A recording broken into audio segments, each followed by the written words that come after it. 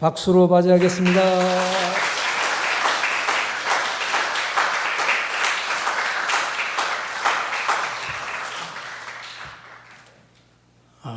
우리 박 목사님이 저보다 좀 학교를 늦게 다니셔서 후배셔요. 제가 우리 박 목사님이 이 동부연회 목원동문 회장을 하실 때 또 왔다 갔고, 아마 그 전에도 한번 왔다 갔는지, 옛날에 이광호 목사님이 오래 계셨죠. 제 아버님이 여기가 옛날에 제천 지방일 때 제천, 평창, 단양, 영월, 그리고 아마 하여튼 뭐 5개 지역인가가 아마 한 지방이었었어요. 제 아버님 그때 대화교회를 담임하셨어요. 그때 이제 이광호 목사님 제가 또 이제 뭐 오래됐습니다만 좀 알고 있고, 하여튼 뭐 역사적으로 제가 동부연회와는 참 인연이 많은 사람 중에 하나입니다. 제 아버님이 동부연회에서 목회하셨고, 또 저도 또 동부연회와 충북연회 이제 옛날에 같이 있을 때 그때도 이제 같이 있었고, 그래서 하여튼 여러 가지를 제가 그 동부연회하고는 인연이 많습니다. 영상 우선 올려주시기 바랍니다.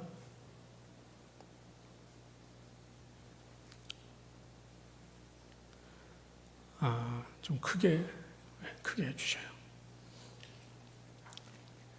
우리 아까 박 목사님 말씀해 주셨습니다마는 최인규 권사님은 평신도 순교장, 신사참배를 하다가 제일 먼저 순교하신 평신도 순교자십니다. 장감성을 막론하고 우리 최인규 권사님이 평신도로서 신사참배 하시다가 제일 먼저 순교하신 분이셔요. 얼마나 귀한 분입니까, 그죠? 그리고 이분은 부평제일교에서 처음 이제 신앙생활 하시다가 이제 이분이 나이 40에 이제 예수 믿기 시작하고, 이제 그래서 그 평신도 사역을 이제 하시고, 그러면서 이제 역사가 이어집니다.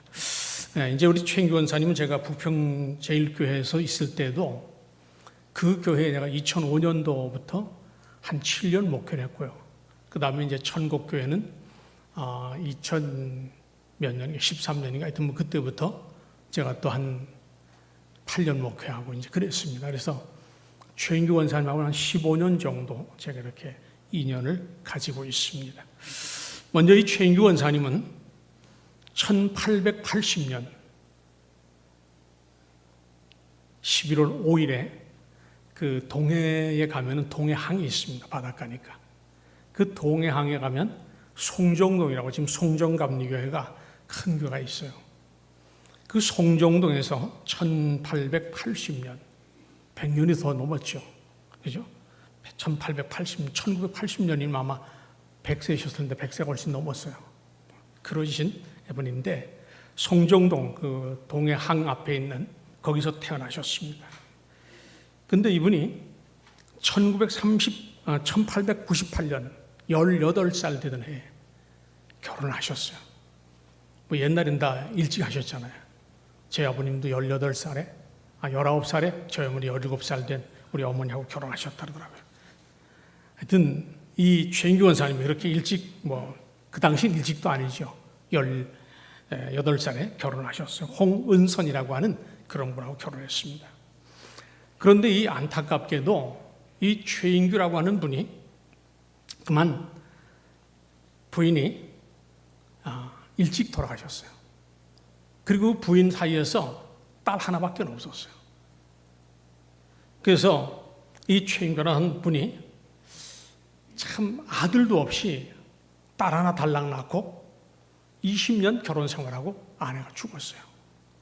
제 할아버지도 이제 그러셨다는데, 옛날에 북한에서 함흥인가 거기 계셨는데, 원산 그쪽에 계셨는데 딸을 위로 쭉 낳고 아들을 못 낳으셨어요. 할아버지가 옛날에 그 유기점 놋그릇 장사를 하셨다래요. 원산인가 거기서. 그 돈을 굉장히 많이 모았는데, 옛날 어른들이 뭐라 그러죠? 아들을 못 낳으면 뭐라 그래요? 내가 어떻게 조상님 얼굴을 뵐까? 그죠? 그 우리 할아버지도 그때부터 재산을 탕진했대요. 그리고 거의 탕진하고 나서 우리 아버님을 낳으신 거예요. 그래서 우리 아버님은 그러셔요. 난 태어나자마자 아주 고생줄을 타고 낳았다고. 그런 집들. 이 최인규 원사님도, 최인규라고 하는 이분도 18살에 결혼해가지고 38살에 아내가 죽었어요. 그다음 아들도 없어요. 그 양반이 이 도대체 내가 인생을 왜 사나? 내가 조상님 앞에 가면 도대체 조상님 얼굴을 어떻게 보나? 그래가지고 술로 세월을 보냈어요. 제 할아버지도 그러셨다 그러는데 지금 그래서 최인규 원사님 이해가 되더라고요. 지금은 다리가 이렇게 놓여 있습니다만 그 부평하고 그 송정 사이 다리가 놓여 있어요. 거기 조그만 전천이라고 하는 개울이 있어요. 그 개울을 건너서 돌다리를 건너서 부평장에 가서 장을 보는 거예요. 지금도 부평장은 아마 우리나라 전국의 10대 장에 들어갈 만큼 그렇게 커요. 엄청 큽니다. 저도 거기 가서 보고 5일장 이렇게 클 수 있나 할 정도로. 그런데 장날이면 이 최인규란 분이 가서 뭐 했겠어요? 술로 세월을 보낸 거예요. 그리고 소리 막 지르고 이 울분을 어디다 터뜨릴 수가 없는 거예요. 아내는 죽었지, 아들은 없지, 딸은 친척집에 맡겨놓을 정도로 그렇게 막 방탕생활을 했어요. 그런데 그때에 지금 한 장 넘겨주세요. 네. 그것도 좀 크게 해주세요. 예. 이게 부평제일교회입니다. 그 당시엔 이렇게 안 됐겠죠. 지금은 가봄처럼 생겼어요. 이 부평제일교회가 1913년에 있었어요. 올해가 110주년인데요. 제가 이 교회를 다니면서기 때문에 5월 마지막 주일에 거기 동해를 넘어가서 이 부평제일교회 홈커밍 데이 한다 해가지고 110주년 가서 제가 잘 대접받고 그 역사관을 잘 만들어 놨더라고요. 역사관을 구경하고 이쪽 지금 십자가 탑 있는 여러분들 보시 오른쪽이 교육관이고 저쪽 왼쪽이 본당입니다. 연건평 800평이에요. 엄청 큰 건물입니다. 저 건물이요 2000년에 25억을 들여서 지으려고 시작을 했어요. 근데 그만 부도를 맞고 업자들이 돈 나올 구멍이 없을 것 같으니까 부도 처리하고 도망가 버렸어요. 그래가지고 제가 2005년도 부임해 갔는데 2000년이 시작했는데 2005년도 1월 3일 날 부임해 갔어요. 갔더니 교회는 지금 저렇게 잘 지었죠. 제가 갔을 때는 유리창도 하나도 없고 뼈대만 남아있고 유리창이 하나도 없으니까 비 오면 어떻게 돼요? 비가 들이치는 거죠. 그리고 그 본당에 들어가 보니까 그 전천이 바로 저 교회 뒤에가 전천이에요. 여기다가 어떤 사람들이 응가를요 이만큼씩 해놓고 도망갔어요. 그리고 그 전천에 가서 고기 잡아먹다가 비가 오면 여기 들어와서 불고기 해서 먹다가 놔두고 난리도 아니에요. 2005년도 갔더니. 그래서 목사가 할 수 있는 일은 뭐죠? 네? 목사가 돈이 있어요? 우리 아버지 목회하셨는데 돈 한 푼도 없어요. 저도 없고. 목사가 할 수 있는 유일한 방법이 뭡니까? 지금 찰떡까지 잘하시네. 기도예요. 옛날 교회, 이거보다 조금 더 컸었어요. 옛날 교회가. 지금 저 현관 저쪽 끝자락까지 저 밖에 테라스 했는 데가 아마 그 정도 됐을 거예요. 교회 크기가. 본당 여기에다가 1인용 텐트 치고요. 1월 3일자에 부임해가지고 2월 4일 저녁부터 1인용 텐트 치고 1인용 전기장판 갈고 예배생 갖다 놓고 전기 스탠드 갖다 놓고 집사람은 밥 먹고 저는 집사람은 주택에서 자고 저는 여기 올라와 자는 거예요. 잠이 오겠어요? 침낭 속에다 댕글댕글 굴면서 하나님 어떻게 합니까? 하나님 어떻게 합니까? 하나님 어떻게 합니까? 그게 기도예요. 하나님 어떻게 합니까? 그랬더니요 어떤 사람 와서 그래요. 목사님 비아냥거리면서 방법이 있습니까?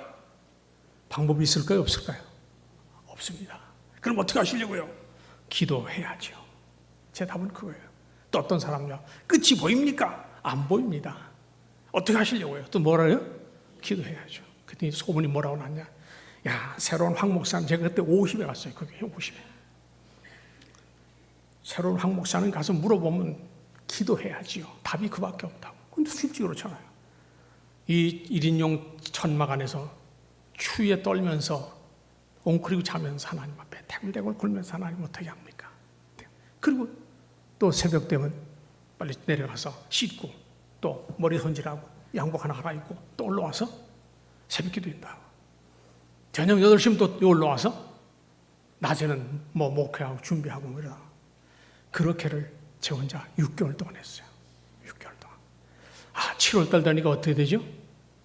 덥잖아요. 그렇다고 이 재단에 올라와서 반대기 바람으로 잘 수 있어요, 없어요? 아무리 기도한다. 그래서 제가 교인들한테 그랬어요. 9월달까지 제가 7월, 8월은 내가 기도를 여기 올라와서 자지 않고 내가 기도하러 오겠다. 와서 한 2시간 정도 기도하고 할 테니 기도할 사람 와라. 뒤에 와서 기도하라고. 그래 안 되겠더라고요. 9월달부터 그랬어요. 여러분, 이 일은 누가 저질렀어요? 목사가 저질렀어요? 교인이 저질렀어요? 교인들이 저질렀잖아요. 일은 당신들이 저질러 놓고 왜 나 혼자 우느냐고. 억울해서 나 못 울겠다고 같이 울자고. 그래서 9월달부터 같이 울었어요. 8시부터 9시까지가 그냥 강대상이 부서져라고 그냥 전 명수 몇 명 오는 거 상관 안 했어요. 지금 뭐 급해 빠진데 뭐 적게 오면요 저하고 집사람하고 집사님하고 여자 집사람하고 남편하고 예수 남편 데려왔어요. 그 사람도 간에 이상이 생기고 위 절개하고 위암으로 절개하고 또 간에 이상이 생겨서 급하니까 쫓아온 거예요. 그래서 4시 아니면 5시 비바람 치면 그도 안 와요. 그럼 집사람하고 둘이서 1시간 동안 찬양하고 메시지 잠깐 전하고 또 기도하고 다 그렇게 하나님 앞에 두드려 부셨어요. 때를 썼어요. 하나님 앞에. 하나님 좀 어떻게 해보라고 해달라고. 근데 놀라운 건요. 2년 딱 지났는데 3년 차 들어가는데 건축업자가 나왔어요. 그전에도 건축업자가 왔을까요? 안 왔을까요? 왔어요. 목사님 교회 지어드리겠습니다. 어떻게 하시려고 그러면 뭐라 그래요? 업자들이 돈 내놓으라 그래요. 가 당신. 야 인마나 돈 있으면 내가 지었지. 여지금 기다릴게. 당신 기다렸겠냐고. 가라고. 어떻게 하시려고 그래요? 당신 돈 가져서 짓고 나중에 찾아가. 말이 돼요? 안 돼요? 안 되잖아요. 다 짓고 돈 찾아가. 근데 그게 되더라니까요. 하나님 앞에 떼쓰고 울고 기도하다니까요. 하나님이 교회를 완성시킨 사람 보내주셨어요. 할렐루야. 그래가지고요 12억 3천 빚을 지고 있었어요. 그 당시 제가 부임에 갔을 때 12억 3천 250명 모이던 교인이 다 떠나고 3분의 2가 떠나고 80명 남고 빚은 12억 3천 지고 있었어요. 방법이 있어요? 없어요? 끝이 보여요? 안 보여요? 하나님 앞에 울고 기도했더니 하나님이 업자를 하나 보내주셨어요. 목사님 제가 지어보겠습니다. 그 지방 다른 교회 권사님이시요. 업자가. 그게 얼마 들지 한번 뽑아보라 그랬더니까요. 다시 이거를 재건축하려면 6억 5천이 더 있어야 된다. 까마득하죠. 12억 3천 빚이 있는데 또 6억 5천이 있어야 된다. 이게 큰일 났더라고요. 하나님 앞에 울고 기도하고 있는데 일단 시작해보자. 막 자재가 막 들어왔어요. 들어와서 막 뚝딱거리고 지었어요. 96일 만에 다 완성을 했어요. 96일 만에 800평 건물을 다 완성시켰어요. 그런데 이 부평제일교회가 강릉 수협하고 거래를 했어요. 근데 원금을 하나도 안 갚고 이자만 5년 동안 갚았다고 7년인가 갚았다고 이 양반들이 뭐라면 추가 대출을 안 해준다는 거예요. 6, 5천을 또 받아야 되는데 하나님 어떻게 합니까? 또 울고 하나님 앞에 기도했어요. 그랬더니 뜬금없이 제천의림농협에 농협에서 엽서가 내방이 나왔어요. 교회 대출해 준다고 전화를 했어요. 자기들 다 알고 있어요. 그 당시에 부평제일교회가 교회 건축하다 멈춰서 지금 난리 났다고 하는 얘기가 전국으로 다 퍼졌었어요. 그 제천농협에도 의림농협에도 알고 있었어요. 전화했더니 한번 대리가 와서 자기들이 실사를 해보겠대요. 2사람이 와서 실사를 다 했어요. 우리가 지금 빚을 지고 있는 게 12억 3천인데 9배당 3천 빼면 9억 3천이에요. 3배당에 걸려있는 것만. 어떻든 추가 대출 되겠냐니까 잘 안 들 것 같다고요. 근데 이 건물을 그냥 주는 게 아니에요. 감사원에서 감정평가원에서 와서 다 검사를 해요. 그래가지고 딱 평가 나와야 돼요. 얼마가 나와야 되냐면 30억이 나와야 우리가 원하는 6억 5천을 더 받을 수 있어요. 그런데 30억이 나왔을까요? 안 나왔을까요? 안 나왔어요. 28억 5천밖에 안 나왔어요. 큰일 났어요. 또 하나님 어떻게 합니까? 근데 정보를 들어보니까 그 당시에 제천 의림농협의 조합장님이 제천 중앙감리교회 장로님이셨어요. 또 그 중앙감리교회 목사님이 선배님이셨어요. 전화가지고 형님 접니다. 너 웬일이냐? 그 장로님이 저기 조합장님이시라며 그렇대. 그 조합장님한테 그 감정평가에서 감정평가한데 50%밖에 안 줘요. 추가로 줘. 60%를 좀 줄 수 있는지 장로님도 여쭤보라고 돼. 장로님이요. 기도발이 제가 세긴 셌나 봐요. 60%를 해주셨어요. 할렐루야. 그래가지고요. 업자하고요. 그 건축위원장 장로님하고요. 차를 타고 제천 의림농에 와서 6억 5천 딱 받았어요. 교회 통장으로 딱 들어왔어요. 들어온 것만 봤지 한 푼도 만져보지 못했어요. 그 옆에 권사님이 딱 대기하고 있다가 제 통장으로 그래가지고 6억 5천 그냥 통장에 들어온 것만 보고 한 푼도 보지도 못하고 그 권사님 통장으로 넘어갔어요. 그래도요 빚이 얼마가 됐느냐? 12억 3천에서 19억이 됐어요. 한 달에 이자를 물어가는데 이자만 1,000만 원을 물어갔어요. 한 달에 1,000만 원. 8, 90명 교인 가지고 1,000만 원 가능할 거예요? 안 가능할까요? 근데도 하나님께서 도와주시는데요. 한 번도 건너뛰지 않고 한 달에 1,000만 원. 나중에 이자, 원금 200까지 해서 1,200만 원을 착착착착 하나님 채워주시더라고요. 한 번은요, 교회에서요. 내일, 오늘이 주일이고 내일 월요일 날 500만 원인가가 돈이 있어야 이걸 줄 수 있는 900만 원. 교회 헌금 다 들어와야 900만 원 안 되는 말이에요. 야, 설교하면서도요 머릿속엔 하나님 900만 원 어떻게 합니까? 그 현실이니까 목사가. 근데요 다 예배 드리고 축도할 쯤 됐는데 어디서 그 교회 선임 장로님이 신문지 뭉실 이만한 걸 들고 오시는 거예요. 데려가시고 갖다 주시면서 뒤에다 목사님 이거 어느 분이 건축원금하라고 가져왔어요. 할렐루야. 얼마?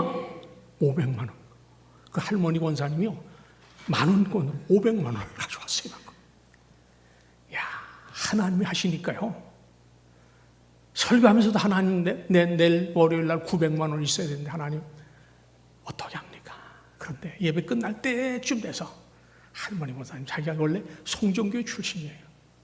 자기가 어렸을 때 할머니 손잡고 이 부평제일교회를 다녔어요. 근데 어디서 500만 원이 생겼는데 하나님과 어떻게 할까요? 하나님 어떻게 할까요? 그러니까 하나님이 네 어렸을 때 다니던 부평제일교회 갖다 줘라. 아이고 하나님도 송정교회 갖다 주면 아이 까불지 말고 갖다 줘라. 그래서 가져오셨대요. 할렐루야. 하나님이 역사하시니까요. 그런 기적들이 일어나더라고요. 그래서 완성된 교회가 이 부평제일교회인데요. 이 교회는요. 넘겨주세요. 김한달 전도사님이라고 이분이 1913년에 교회를 세웠어요. 여러분 우리나라 역사 가운데 1910년에 무슨 역사 있었죠? 한일합방 8월 29일 날 1910년 8월 29일 날 한일합방이 있었어요. 한일합방이 뭐죠? 모든 주권을 일제에 다 빼앗긴 거예요. 이 모습을 보고 이 김한달이라고 하는 전도사님, 그 당시 청년이었겠죠. 야, 이 나라를 어떻게 하랴? 우리가 나라를 위해서 뭘 하랴? 그래서 지금도 그 동해에서 정선 넘어가려면 백봉령이라는 영이 하나 있어요. 그 백봉령 밑에 신흥리라고 거기에 이 사람들이 모여들었어요. 이 김한달 전도사님하고 또 그 한 달 넘은 게 보세요. 네, 이분은 홍순철 선생님이세요. 거기 송정교회 홍성흔 장로님하고 계셔요. 지금도 아마 원로 장로님이신데 홍성흔 장로님. 그 장로님 할아버지셔요. 이런 분들이 7, 8명이 신흥리에 모였어요. 모여서 뭐 하느냐? 우리가 나라를 위해서 뭐 할까? 젊은이들이. 나라를 빼앗겼는데 도대체 우리가 뭐 해야 되느냐? 그래가지고 이분들이 모여서 할 게 있어요, 없어요? 없어요. 그런데 마침 강릉에 야소교가 들어왔다는 소문을 들었어요. 강릉의 야소교. 그 강릉중앙교회를 얘기합니다. 예수교가 들어와, 예수교. 옛날에 야소교라 그랬어요. 한문으로. 지금도 한문 성경에 보면요, 기독 야소라 그랬어요. 그리스도 예수를 기독 야소라 그랬어요. 술 한문 성경 기독 야소라 그랬어요. 야소교가 들어왔다는 얘기를 듣고 이 홍순철 씨하고 김한달 씨하고 이런 분들이 야, 그럼 도대체 우리 야소교 가서 뭐 하는지 한번 들어보자. 갔다가 복음을 들었어요. 그리고 이분들이 와서 북평제일교회를 세웠어요. 그래서 이분들이 북평제일교회, 삼척제일교회 그런 교회들을 그 당시에 1910년, 13년 그때 세웠어요. 그래서 아마 그 삼척제일교회를 조금 일찍 세우고 그 다음에 북평제일교회 세웠어요. 그 이분들이 예수를 영접하는 거예요. 근데 강릉중앙교회는 그러면 얼마나 됐느냐? 강릉중앙교회는 1901년에 원산에서 선교하던 하디 선교사라고 장대현교회 성령운동 했다고 그랬잖아요. 성령운동. 그게 바로 장본인 누가 하디 선교사예요. 하디 선교사 원산, 지금 북한이죠. 원산에서 이 양반이 선교를 하다가 원래는 그 전에 1800년 말쯤에 이분이 카나다 사람인데 의료 선교사로 왔다가 가만히 보니까 그 당시에 조선 사람들이 입는 것도 그렇고 냄새가 아주 그냥 고약하게 나고 된장 냄새, 김치 냄새 그냥 토약하니까 진료받으러 오면 막 죄송합니다. 강아지 새끼처럼 취급한 거예요. 조선 사람들이 아무리 그렇더라도 그렇게 취급받으니까 기분 좋아요, 안 좋아요? 안 좋으니까 이제 하디 나쁜 놈 그랬어요. 그래서 그 다음부터는 병원에 가래도 안 간 거예요. 하디가 실패하고 돌아왔어요. 돌아서 곰곰이 생각한 거예요. 내가 이래가지고 안 되겠다. 내가 선교사 다시 들어가야겠다. 그래서 이분이 카나다에서 미국으로 내려와서 미국에서 신학 공부하고 다시 1900년에 개성으로 왔어요. 부산 왔다 개성으로 왔다 개성에서 원산으로 왔어요. 원산에서 이 양반이 이제 성령을 충만하게 받았어요. 그 미국에서 공부하면서 신학하면서 성령 충만 받아가지고 막 뜨거웠어요. 그래서 막 원산교회를 막 열심히 전도하고 그랬는데 의화단 사건이라고 역사 다 설명드릴 수 없는데 중국에서 공산주의가 이제 팽배해지면서 선교사들 다 내쫓았어요. 미국 선교사들이 어디로 쫓겨왔냐면 조선으로 쫓겨온 거예요. 그래서 지금도 이제 원산 거기 김정은이 큰 별장 특각이 있다 그러잖아요. 그 원산이 제 아버님이 태어나신 곳인데 아주 멋있답니다. 이렇게 그 원산에 여자 선교사님들이 8월 달에 와가지고 우리가 중국으로 해서 다시 기도하고 다시 하나님 앞에 부르짖자. 그래서 모여서 성경 공부를 하고 있는데 하디 선교사 성령 충만을 받아가지고 이 양반이 요한복음을 강해한 거예요. 요한복음을 열심히 가르쳤는데 그 여자 선교사님 성령이 불을 받아가지고 막 방언하기 날랄라 따따따 하고 막 그냥 뛰고 난리가 난 거예요. 그리고 나중에 원산감리교에서 1903년에 원산감리교에서 선교사님을 중심으로 성령이 폭발적으로 일어났어요. 그래서 이 하디 선교사가요, 저 목포까지 다니면서 복음을 전했어요. 그러다가 1907년 장대현교에서 하디 선교사, 우리 감리교 선교사님이 주강사였어요. 주강사. 하다가 길선주 목사님 이런 분들이 은혜 받고 막 그냥 그 당시에 장대현교회 1,500명이 집회했으니까 어마어마한 거죠. 그 당시 이 하디 선교사가요 얼마나 불이 붙었는지 그 원산서부터 걸어서 쭉 말 타고 그래서 내려오면서 그 강원도 지금 북한의 고성읍교회, 간성교회, 그 다음에 강릉중앙교회, 그리고 이 하디 선교사님 어디까지 하면 저 경상북도 평해까지 다니면서 복음을 전하셨어요. 그래서 강릉중앙교회는 1901년에 교회가 섰어요. 근데 이제 그 교회 가서 성령 복음을 듣고 와서 교회를 세운 분들이 바로 이분들입니다. 그리고 이제 한 장 넘겨보세요. 이분은 이제 김기정 목사님이신데 원래 아까 그 김한달 전도사님 한복 두루마기 입으셨던 분, 그 분이 그 교회를 세웠고 그리고 그 사촌 동생이 김성령 장로라고 지금 제가 사진을 가지고는 있는데 제가 안 실었습니다만 단군 할아버지 같아요. 수염이 막 나고 아주 멋있는 분인데 그분이 이제 2대, 그리고 이 김기정 목사님은 김한달 전도사님 아들이에요. 이분이 3대째 그 교회 목회를 했어요. 이분이 가만히 보니까 괜찮은 젊은이가 장날만 되면 술 처먹고 그냥 개걸개걸하고 막 지나가는 막 사람들하고 막 싸움 붙고 난리가 났어요. 그래서 이 김기정 목사님이 꼭 서양 사람 비슷하지 않아요? 네. 이분이 가서 예수 믿으라고, 그리고 교인들 데려가서 막 씻어주고 막 그러면서 나 같은 사람을 다 반기는 사람들이 있구나. 교회 나오라니까 교회 나가시잖아요. 언제 나갔느냐? 38에 아내가 죽었다 그랬잖아요. 40에 늦게 예수를 믿기 시작했어요. 이 최인규라는 분이 40에 예수를 믿어서 1921년에 예수를 믿기 시작했어요. 그래가지고 교회를 들어갔다 나갔다. 처음부터 신앙생활 잘하는 사람 있어요, 없어요? 남자들은 특히 더 하잖아요. 술도 잘 못 끊고. 그래서 한 4년 동안은 들락, 21년부터 25년까지 들락날락 하다가 이분이 그 김기정 목사님이었어요. 이 김기정 목사님은요, 피어선 신학이라고 감리교 신학교가 있었어요. 지금 평택대학이 피어선 신학입니다. 제가 74년도 모건대학을 다닐 때 그 앞으로 지나다녀왔어요. 피어선 신학교라 입간판을 아마 이 마루장 반만한 그 입간판을 붙여놨었어요. 여기 나오셔가지고 협성신학, 지금 감리교 신학대학이죠. 거기를 들어가셨어요. 피어선 신학교를 졸업하고 협성신학을 들어가셔서 여기 담임하러 오신 거예요. 담임 목사로.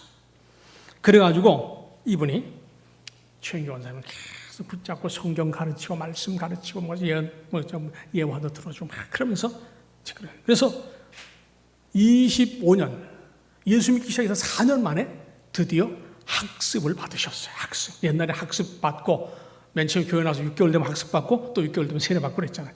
학습을 받으셨어요.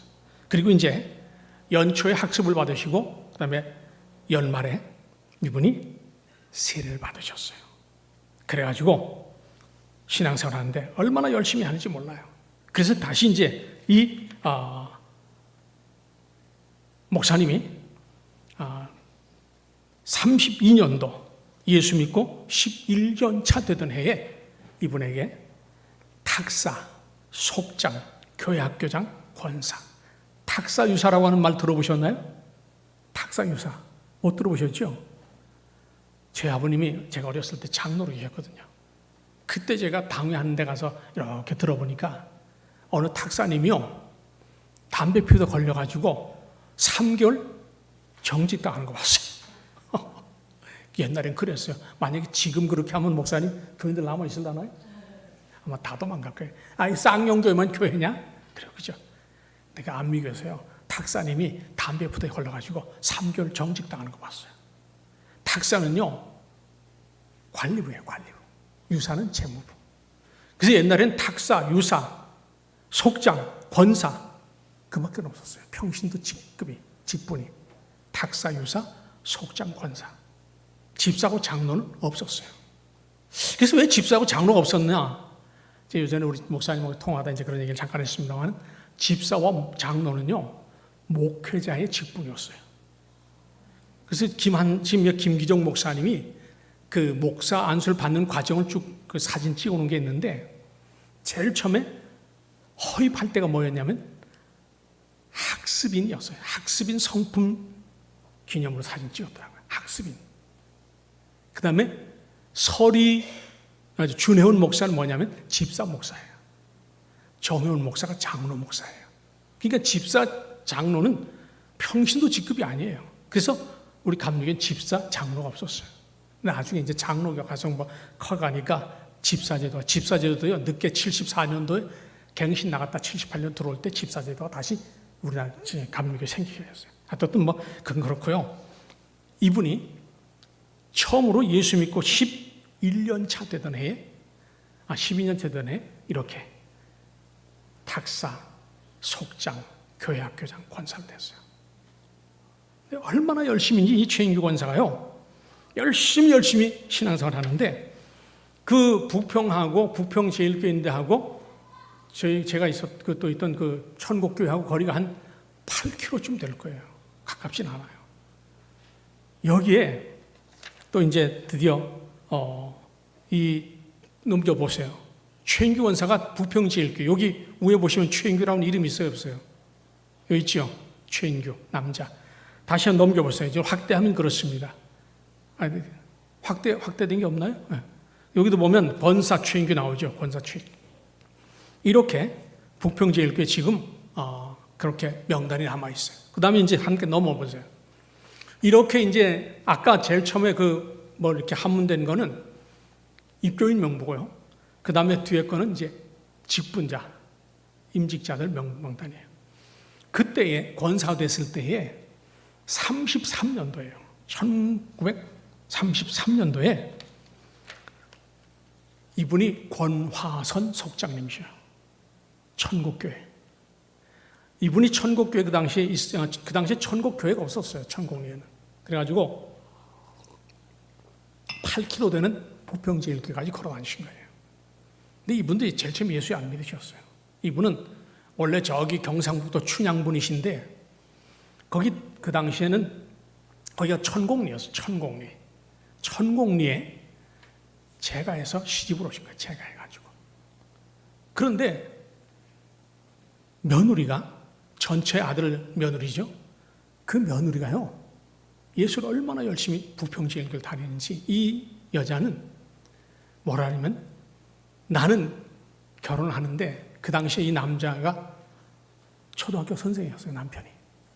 그 아들의 그러니까 며느리의 그 남편이 초등학교 선생인데 나는 예수를 믿어야만 내가 결혼하겠다. 나 예수 안 믿으면 그날로 난 그냥 소박 맞아서라도 오겠다. 그 정도 하고선 갔어요. 근데 그러니까 이 권화선 속장은 제일 처음에 예수 안 믿었어요. 여기 와서 뭐 했냐면 주막을 했어. 주막. 강릉을 다니는 데 길이 있는데 거기에 주막을 한 거예요. 주막은 뭐 하는 데죠? 술 파는 데잖아요. 잠도 자기도 하지만. 그런데 이 며느리가요, 얼마나 열심히고 얼마나 대단한지 하여튼 토요일면 내일 주일날 할 일까지 다 해놓는 거예요. 그리고 아침에 다 거기 8km 가려면 몇 시간 걸어가야 되겠어요? 여자가 그러므로 2시간 걸어가야 될 거예요. 그죠? 2시간. 2시간 전에 딱 단장하고 성경 찬송 보따리 들고 어머니 아버지 저 예배당 다녀오겠습니다. 그리고 가는 거예요. 근데 그 시어머니가 보기에 이쁠까요? 미울까요? 밉죠. 그래가지고 막 난리가 난 거예요. 그랬더니 좋습니다. 난 이 집에 시집 올 때에 내가 이거를 다 약속하고 왔으니까 어머니가 뭐라 그러지 마십시오. 시아버지도 당신이 뭐라 그러지 말아라. 근데 얼마나 신앙생활 잘하고 이쁜지 이 시어머니가요 며느리 따라서 교회 갔어요. 할렐루야. 네. 그래가지고 이 권하선 속장님이 어떻게 했냐면 야 우리도 여기 기도처인데 예배당을 하나 지어야 되겠다. 그러면서 술 장사 다 그만두고 부처 섬기는 거 다 들여부시고 예수를 착실히 믿었어요. 제가 지금 시계를 보긴 보는데 죄송합니다. 하여튼 그래가지고 권하선 속장님이 드디어 예수를 믿고 그리고 최인규 권사님에게 권사님 우리 교회 오셔서 예배당 지어주시고 권사님 오셔서 설교 말씀도 해주시고 그래서 참 좋겠습니다. 그래서 천국교회하고 이 인연이 맺어졌다고 하는 것입니다. 이제 다음 2부는 3부 예배 때 말씀드리겠습니다. 예.